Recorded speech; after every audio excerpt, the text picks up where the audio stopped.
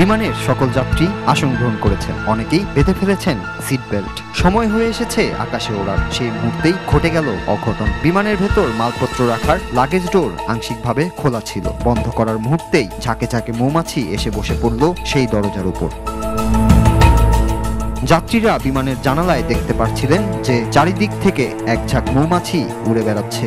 জানালার কাছে এসে ধাক্কা খেয়ে সরে যাচ্ছে মৌমাছিগুলি। দরজার গায়ে জটলা পাকিয়ে বসে রয়েছে তারা, যেন সেখানে গড়ে ফেলেছে প্রকাণ্ড একটি মৌচাক।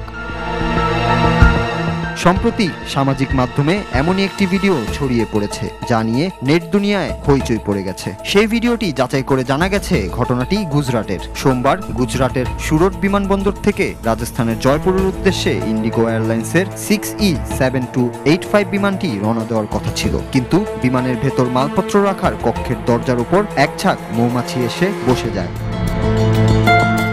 বিকেল 4:20 সেই বিমানটির যাত্রা শুরু করার কথা ছিল। মৌমাছির আক্রমণের কারণে বিমানটির উঠতে দেরি হয়ে যায়। দরজা থেকে মৌমাছিরা চাকের মতো ঝুলতে থাকে। পরে দমকল কর্মীরা পানি ছিটিয়ে মৌমাছির দল তাড়িয়ে দেন। পরিস্থিতি স্বাভাবিক হলে বিকেল 5:26 বিমানটি জয়পুরের উদ্দেশ্যে রওনা হয়। 1 ঘন্টা দেরি করে যাত্রা শুরু করলেও কোনো যাত্রীর বা বিমানের কোনো যন্ত্রাংশের ক্ষয়ক্ষতি হয়নি বলে জানিয়েছে সুরট বিমানবন্দর কর্তৃপক্ষ।